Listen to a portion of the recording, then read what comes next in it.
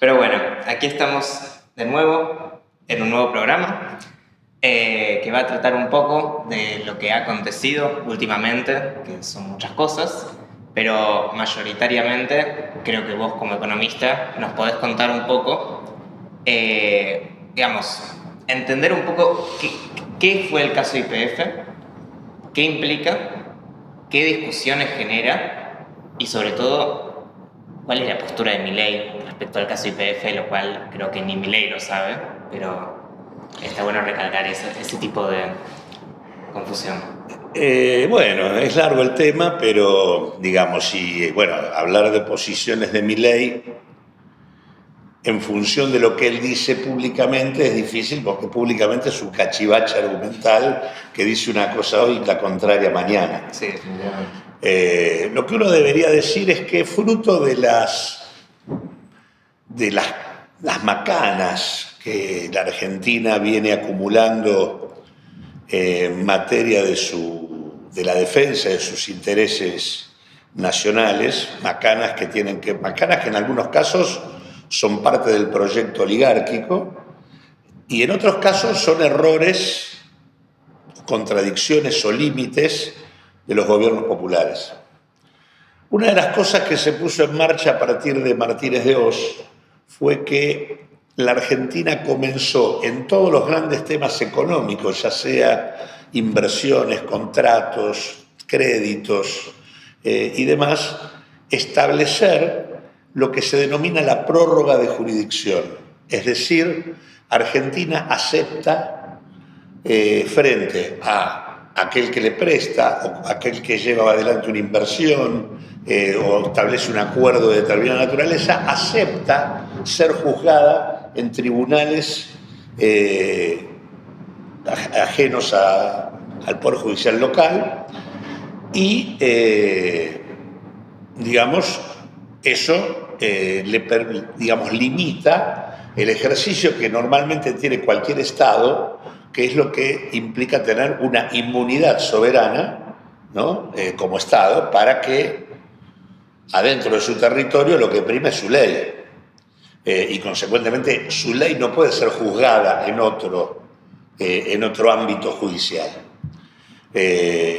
Bueno, esto que puso en marcha Martínez de Oz nunca fue modificado por los gobiernos constitucionales, en algunos casos, porque esos gobiernos constitucionales profundizaban ese rumbo, caso Menem Cavallo, caso Macri, caso Milei, y en otros casos porque o no lo asumieron como principal, o no se animaron, o vacilaron, que es el caso Alfonsín, es el caso de la experiencia kirchnerista. ¿Por qué te parece que, digamos... Yo creo que hay un tabú que implica que no se puede discutir con los grandes capitales sin ceder esto. Yo creo que eso tiene que ver con la debilidad política y con algo que de alguna manera inoculó la dictadura, que es el temor a que cualquier contradicción relevante con el poder económico pueda dar lugar al retorno a un golpe de Estado. Eso que funcionó, ya sea por retorno al golpe de Estado, como por golpe de mercado, golpe inflacionario y demás, hizo que muchas de las cosas que había que revisar no se revisaran. Una es esta. Entonces esto es un tema que habilita a que de repente a la Argentina la puedan juzgar en cualquier lado. También en el desarrollo de la experiencia democrática y sobre todo durante la etapa de Menem, se avanzó en la firma de lo que se llaman tratados bilaterales de inversión. Esos tratados bilaterales de inversión, muchos de ellos también asociados a las empresas privatizadas o que se privatizaron en ese momento, lo que también establecían era la posibilidad de que la Argentina fuera ante cualquier conflicto en torno al tratado con el país que fuere, en este caso Estados Unidos. Hay más de 60 tratados en este sentido, que en general son todos tratados absolutamente asimétricos, y entonces, bueno, ante cualquier dificultad, Argentina tiende a ser juzgada en un tribunal externo o en un salud, en el CIADI, que es el Centro para Arreglar los Diferendos, que depende del Banco Mundial. Incluso ya Argentina ha tenido varios juicios ahí, perdidos todos, básicamente porque, la verdad, uno es ahí, ir ahí es ir a perder, ¿no? Es como que te está juzgando el enemigo. Claro, y todo esto a raíz de la ley de Martínez de Oz, porque sin eso no se podría. Martínez de Oz lo estableció, pero después nadie lo modificó e incluso los tratados bilaterales la refuerzan. Entonces, tanto la prórroga de jurisdicción, no se eliminó, al contrario, se mantuvo, incluso Guzmán sacó una ley para sostenibilidad de la deuda pública, donde la propia ley promovía la prórroga. Cuando en todo caso la prórroga puede ser una discusión con alguien, un acreedor, un inversor, que en todo caso si uno cede la jurisdicción local, también el acreedor tiene que ceder su jurisdicción. O el inversor, en todo caso establecer un tribunal neutral, pero lo que no que uno regale la jurisdicción en la cual puede ser juzgado, no tiene sentido, porque en realidad, uno, tanto sea al estar contratando un crédito cuando se está desarrollando una inversión, le está garantizando una renta al acreedor, uno se le está garantizando, y por otro lado, el inversor está invirtiendo en el país. Consecuentemente, logra realizar rentas en el país. Entonces, no puede ser que tenga un recurso legal ajeno a la normativa local. Bueno, esto es lo que primero permite que puedan aparecer estrategias, ya sea de negocios u operaciones políticas, que puedan llevar a la Argentina a un juzgado externo. Y esto es lo que pasó con este tema, en donde de repente, a partir de la estatización de YPF, hubo una operación de determinados intereses y negocios que logró, con la venia de un tribunal en Nueva York, juzgar la expropiación que llevó adelante el gobierno de Cristina Fernández de Kirchner cuando Kicillof era ministro,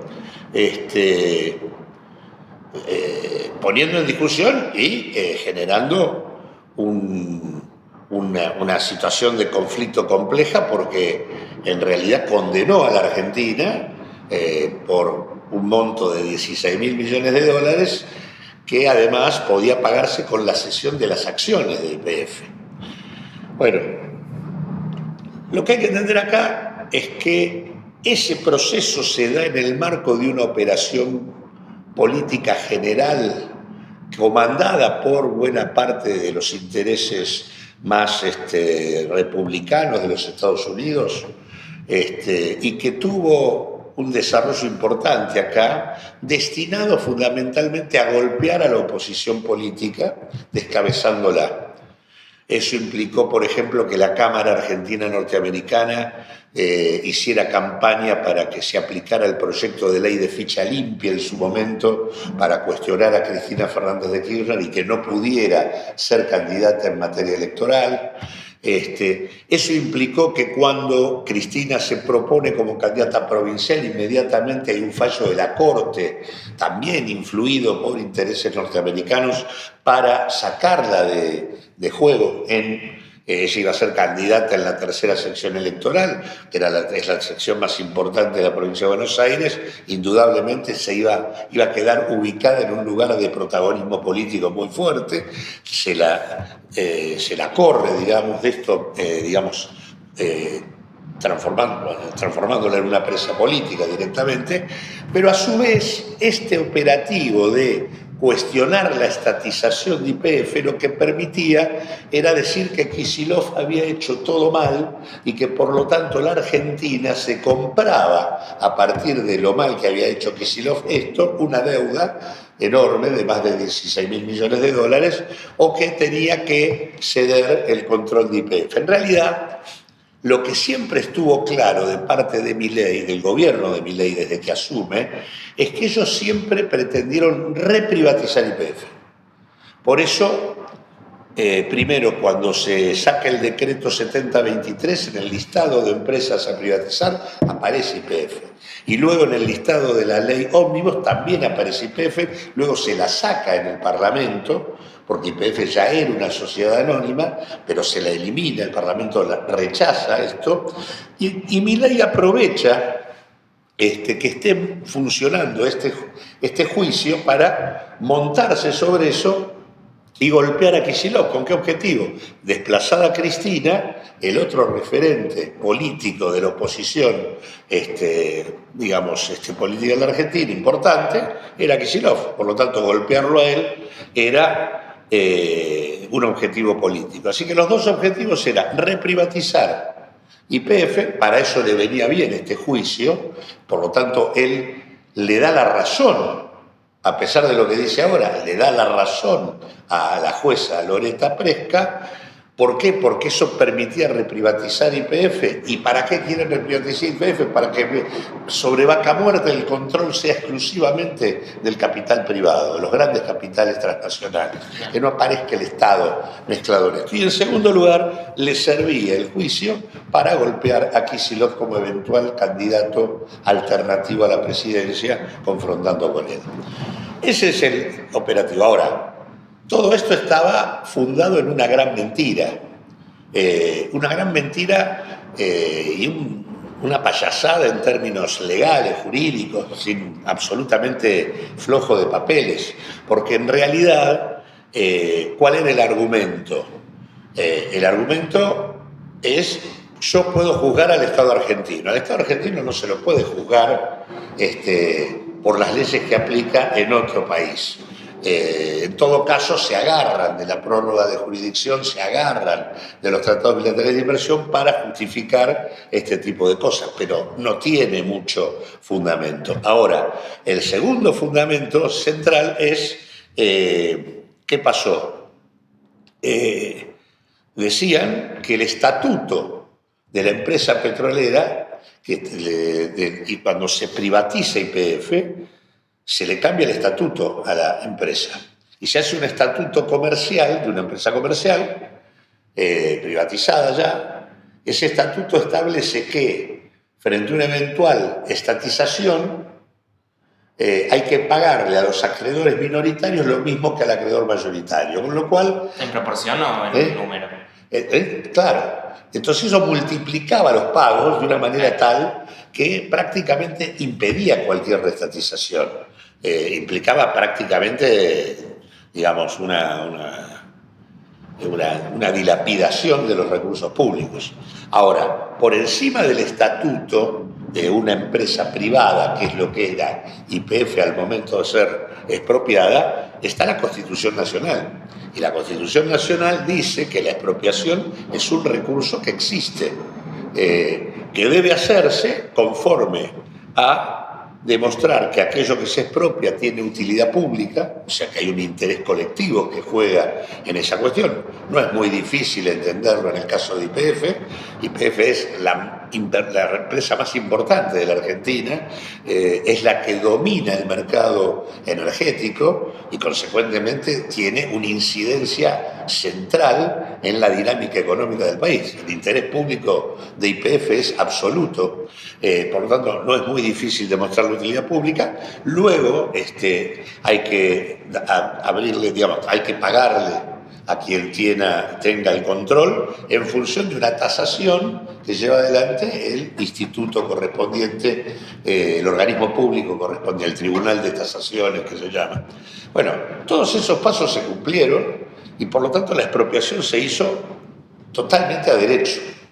Ahora, ¿por qué nos terminan juzgando ahí? Bueno, porque en realidad la expropiación, que en realidad es algo que está bien hecho, que además a partir de ahí YPF comenzó a funcionar muchísimo mejor y demás, viene a corregir un proceso muy complicado desde la asunción del gobierno de Néstor primero y de Cristina después, en donde la privatización de YPF que había sido hecha por Menem no es revisada. Cuando la verdad que dada la relevancia que tenía YPF era de las que primero habría que haber revisado. Y sin embargo no se revisó, no solo no se revisó, sino se permitió que Repsol siguiera siendo quien explotara esta empresa. Repsol, ¿qué hizo? Pasó de ser una petrolera de cuarta categoría a ser un jugador global sobre la base de llevarse en pala las ganancias que generaba YPF. Depredó el recurso hidrocarburífero de la Argentina. La depredación implicaba sobreexplotar los pozos sin hacer reinversión, con lo cual los secó, los pinchó directamente.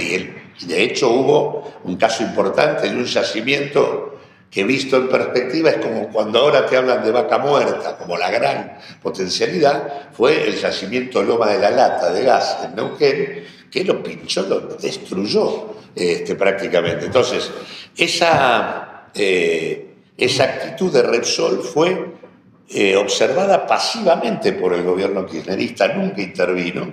Repsol se terminó prácticamente llevándose todo. En un momento comienza a irse de la Argentina y para irse la idea que cunde en el gobierno nacional es la idea de argentinizar YPF. Para argentinizar YPF la idea era que entraran empresarios nacionales.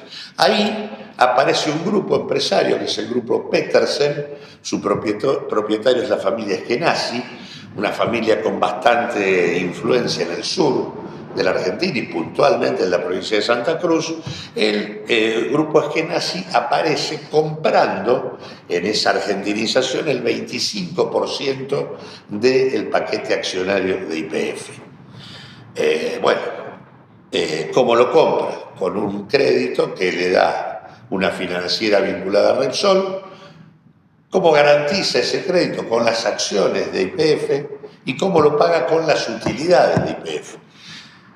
Con lo cual, desde el 2007-2008 en adelante, se abre todo un proceso donde el reparto de dividendos para que Eskenazi pague el crédito termina superando las propias utilidades que la empresa daba, con lo cual se terminó prácticamente vaciando la empresa en un contexto de derrumbe general de la producción de gas y de hidrocarburos, porque no invertían.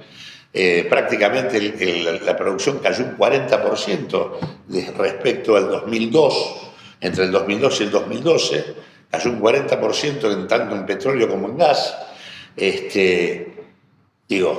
Todo ese proceso es el que en ese contexto Argentina comienza a necesitar importar, con lo cual entra en déficit en materia energética y en ese contexto entra la estatización que lleva adelante Kicillof, ya urgido por una crisis de balanza de pagos por un lado y energética por otro. Por eso fue posible, digamos, porque ya las empresas, el capital privado que poseía YPF estaba como ya en retirada. Ya no... Estaba en retirada, pero bueno, Repsol todavía tenía control sobre una parte importante, el 25% lo tenía Eskenazi.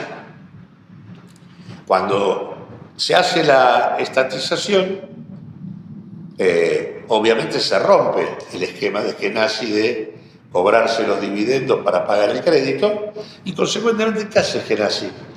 Le vende los derechos a un fondo, a Burford Capital, que es el que lleva adelante junto con otro fondo buitre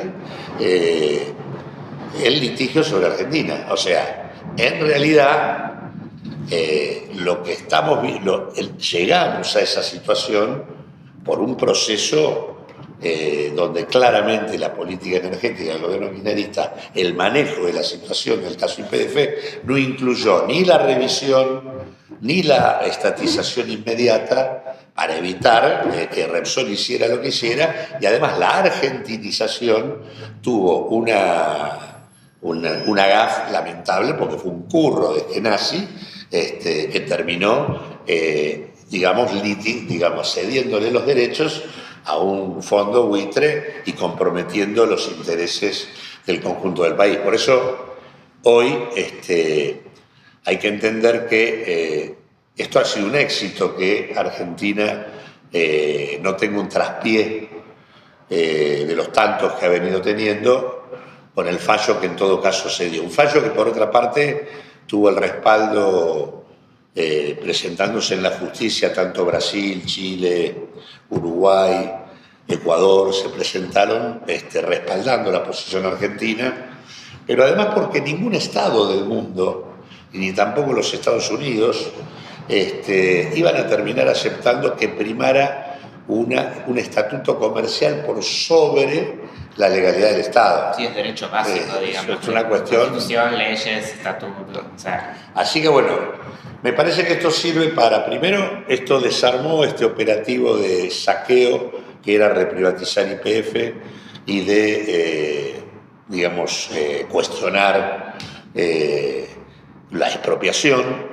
Ya no es posible que privaticen YPF. No, en todo caso tienen que intentar hacerlo, pero YPF, como fue declarada de utilidad pública, cualquier proceso que intente transferir el paquete accionario de este 51% que ahora está en manos del Estado Nacional y las provincias, debe hacerse a través del Congreso con más de las 2/3 partes de la Cámara. De lo contrario, no se puede. Consecuentemente digo, se ha salvaguardado el interés nacional en este sentido, pero me parece que para lo que es la perspectiva de un gobierno popular, acá hay errores que no hay que seguir cometiendo. No hay que seguir validando la prórroga de jurisdicción para que la Argentina la juzguen en cualquier lado. Hay que revisar todos los tratados bilaterales de inversión para ir rescindiéndolos uno por uno. Tiene que quedar claro que la política energética es una cuestión central, y en ese sentido todavía nos queda algo fundamental, que es recuperar completamente YPF, porque acá se recuperó el 51% y no es moco de pavo que el 49% esté en manos privadas. Porque al estar en manos privadas, ese 49% demanda un funcionamiento comercial de la empresa. Y eso se impone en diferentes coyunturas. Por ejemplo, ahora nosotros estamos teniendo un impacto negativo en materia de precios, porque el aumento del precio internacional del petróleo impacta para que acá el petróleo a nivel interno se pague en un precio similar, cuando Argentina podría no hacer esto porque tiene hidrocarburos propios.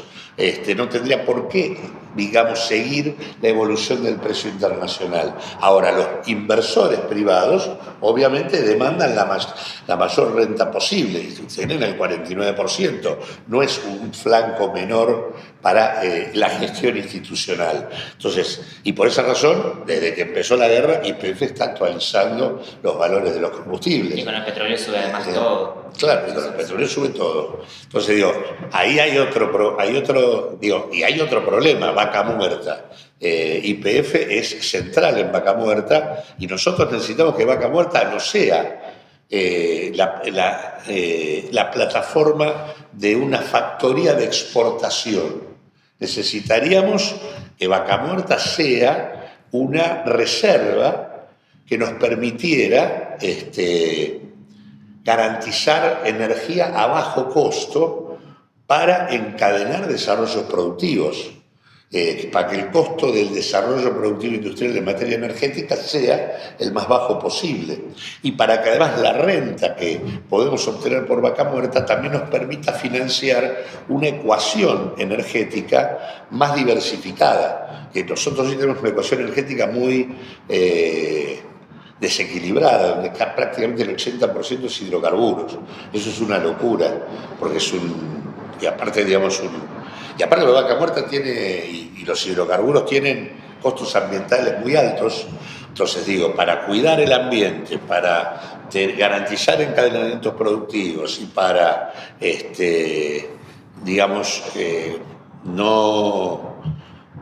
para todos estos elementos, vos necesitas un control pleno sobre la empresa. y no tener que estar respondiéndole al capital privado que te va a demandar siempre el mejor negocio en términos de rentabilidad. No le preocupa al capital privado dinamizar proveedores locales. No le preocupa al capital privado la destrucción ambiental. Lo que le preocupa es la ganancia que va a obtener con lo que tiene invertido en YPF. Consecuentemente, yo creo que lamentablemente eso no se hizo de entrada.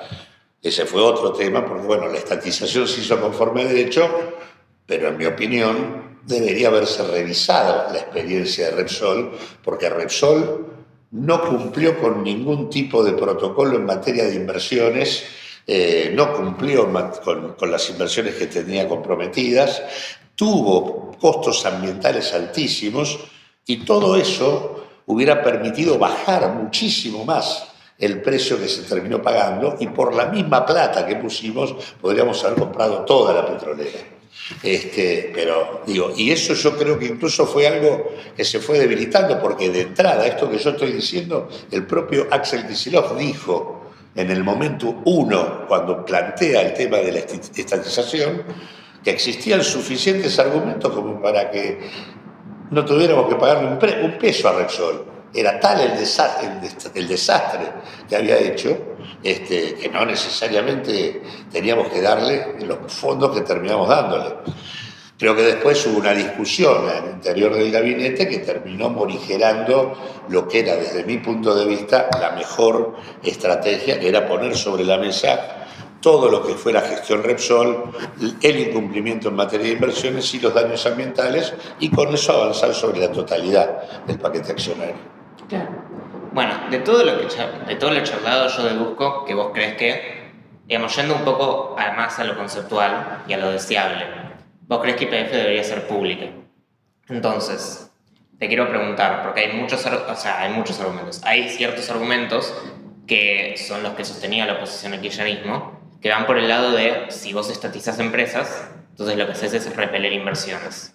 Ahora, yo te quiero preguntar si ese argumento es válido o no es válido, y si además es deseable, y por qué es deseable, particularmente por qué, que YPF, siendo la empresa que es, sea pública. Bueno, primero, YPF era pública. Sí. Fiscales. Yacimientos petroleros fiscales. No, pero era pública, digo, y tuvo un papel relevante en el proceso de desarrollo productivo de la Argentina. En todo caso, hubo una interrupción de esto a partir de lo que comienza con Menem. Y en este sentido de lo que se trata es de recuperar algo que no se tendría que haber perdido, entre otras cosas porque supone el control sobre un recurso clave que es la energía y que contra mayor capacidad vos tengas de fijar el precio de la energía, mejores tu estructura de costos para el desarrollo productivo. O sea, vos mejorás las posibilidades de inversión al tomar control estatal sobre, digamos, el recurso hidrocarburífero. Agregando a esto el hecho de que YPF era así como Gas del Estado, eran empresas integradas. Integraban el proceso de exploración, producción, elaboración y distribución. Cuando se hace el proceso de privatizaciones, todas estas cosas se fragmentan. Entonces vos tenés actores que trabajan. Primero, YPF tiene mucha menos porción que la que tenía en control sobre las áreas que explota. O sea, digamos, hoy maneja solo el 30% del total de las áreas, manejaba la casi totalidad, pero desde la dictadura comienza un proceso de traslado de áreas petroleras al capital privado. Ahora, ¿eso qué significa? Que vos al capital privado le tenés que comprar el petróleo, el capital privado te fija un precio. Ahora, si vos tenés capacidad de control sobre la explotación, vos lo que tenés es un costo de producción, es el costo que tenés que comparar con el costo internacional. Hoy un barril de petróleo que está costando, hoy con la guerra, arriba de $100, acá está en Vaca Muerta, hoy está, vos estás sacando $5 y $7 el barril. Fíjate la diferencia que existe más allá de que le agregues costos de comercialización o lo que fuere, digo, la ganancia es descomunal. Cuanto más te acercas al precio internacional, más descomunal es la renta. Ahora, si vos te acercas al precio internacional, le estás quitando la ventaja a los productores locales que deberían abastecerse de energía al costo más barato posible para que vos puedas agregar valor sobre ese recurso. Lo contrario, lo que termina pasando es que vos exportás el recurso y no agregás valor sobre el recurso. Y además lo exporta un privado. Además de todo, en el caso de... La IPF sería la mitad. Exactamente. Pero digo, primero, ¿por qué tiene que ser pública? Porque manejar los recursos de infraestructura energética te garantiza una estructura de costos mejor para el desarrollo de las inversiones. O sea, va a haber más inversiones en actividades de mayor valor agregado con una estructura de costos energéticos que sea más baja que la que implica que vos tengas que encadenar la ganancia del capital privado. Entonces, se estuvo a punto de Repsol, el golpe de gracia final, cuando se está por vender, era vender Vaca Muerta. O sea, Vaca Muerta no es un descubrimiento de Repsol, es un descubrimiento de YPF. Es previo incluso a la toma de control por Repsol. Repsol nunca desarrolló Vaca Muerta, pero en el momento que terminó de destruir todos los yacimientos convencionales, en realidad tenía como hoja de ruta vender Vaca Muerta. Como propiedad. Claro, con lo cual directamente nos la hubieran sacado. ¿Y eso no se podía expropiar si se vendía? Sí, pero casualmente la expropiación fue antes. O sea, no llegó a venderse. También fue, creo, una de las razones por las que se expropió. Pero digo, volviendo al punto, necesitamos una infraestructura energética con control público. Hoy, por ejemplo, deberíamos estar amortiguando el impacto de la guerra para que no suban los precios por el aumento del combustible. No lo estamos haciendo como correspondería porque como no se logró reprivatizar, ¿qué hizo Milei?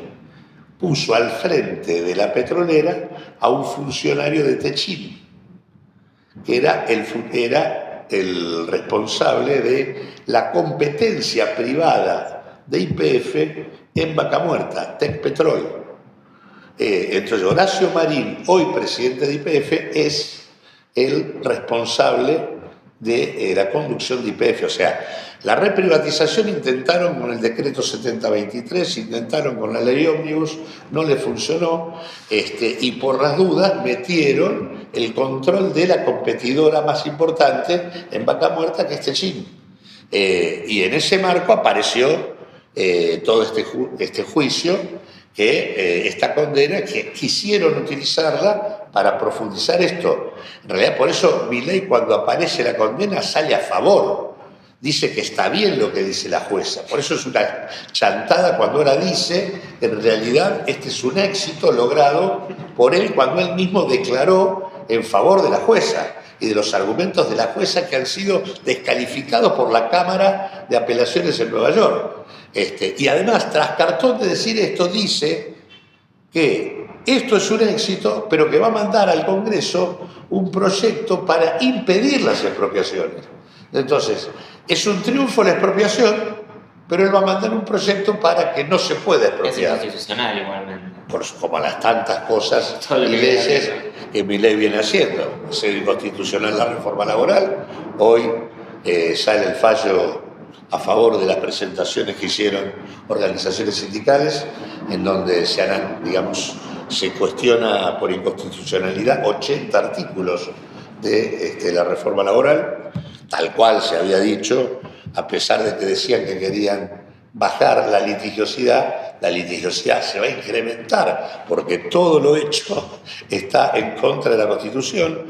Inconstitucional es la ley de glaciares, inconstitucional es la ley de inocencia fiscal que permite blanquear dólares sin explicar de dónde. Bueno, acá sería inconstitucional una ley que impide expropiar cuando hay un artículo en la Constitución Nacional que le da al Estado esa facultad en tanto demuestre que se trata de una expropiación que responde a razones de utilidad pública, del interés del conjunto del país.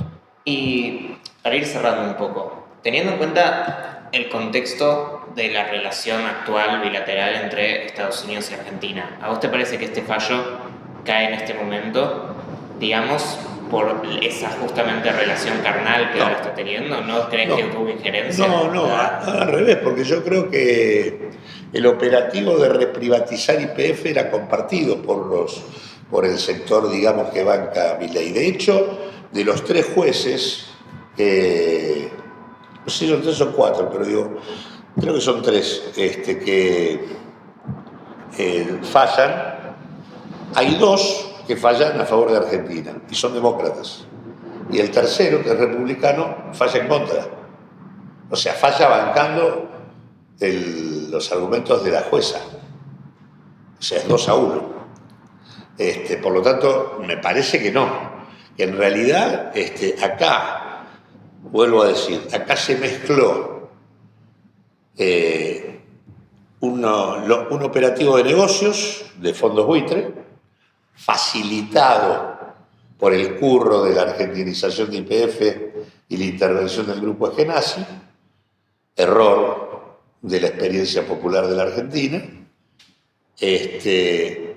con un operativo político que de alguna manera combinaba el saqueo, la profundización del saqueo, con la consolidación política de Milei, buscando golpear a el otro referente opositor en el distrito electoral más importante de la Argentina que quedaba. Porque, a diferencia de lo que pasa, esto es casi como para una enseñanza. Cristina Fernández y Axel protagonizaron una interna que nadie comprendió. Siguen protagonizando. Sigue protagonizando, exactamente. Bueno, para el poder, borrarlos era un objetivo, tanto a Cristina como a Axel. Por eso, a Cristina primero hacen, como nunca, la Cámara Empresaria Norteamericana, Argentina-Norteamericana, intervino a nivel parlamentario para sacarlo de ficha limpia, que después no salió. Digamos, también intervino con el gobierno de Trump, que prohibió el ingreso a Estados Unidos a Cristina Fernández de Kirchner y su familia por el vínculo con la corrupción. O sea, el propio gobierno de los Estados Unidos, Trump, hace esto. Y en ese marco aparece una jueza que juzga después viene de esto el fallo de la Corte, que la mete presa a Cristina. Y en ese marco aparece esta condena. Así que yo creo que la condena condensa un operativo de saqueo y un operativo político dirigido a golpear a el otro referente opositor con posibilidades, que es Axel Kicillof. Y me parece que, bueno, la enseñanza es: no hay que cometer errores, porque el poder los aprovecha a todos. Y los explota. Y tampoco hay que tener internas al pedo, porque el poder no hace diferencias. De hecho, en la declaración de Cristina no se habla de lo que hizo bien Kicillof tampoco. Bueno, es notable, digamos, la ausencia del nombre de Kicillof en la declaración de Cristina. El descabezamiento de la oposición política los incluía a los dos, no a uno solo, o a una sola. Pero bueno, gracias por el análisis tan profundo, porque claramente demostrás un conocimiento muy, digamos, amplio y profundo de todo lo que fue este proceso, y me parece que es necesario ahondar también en este proceso más allá de los tintes políticos que pueda cobrar ahora, porque estamos viendo que es una victoria que 2 sectores completamente opuestos están cantando para sí, lo cual es cuanto menos raro. Pero no. Tanto es así que Milei no creía que esto iba a pasar. Se lo tomó por sorpresa. Claro, no solo esto, sino que ha habido varias negociaciones entre Caputo y Burford Capital, que es el fondo que juzga a la Argentina junto con Eton Park, para llegar a un acuerdo extrajudicial con una quita para que Argentina pague. O sea, claramente ellos querían validar el juicio. O sea, no tenían esperanza. Igual no siguieron tenían. manteniendo el equipo de abogados. Eso corrió por otra vía. La presentación jurídica no se tocó, pero objetivamente ellos hasta último momento estaban discutiendo el tema del pago. Ellos estaban involucrados a fondo en esto. Así que bueno, claramente Milei estaba por la reprivatización y estaba por golpear a Kicillof, cosa que siguió haciendo incluso ahora cuando... No sé cómo.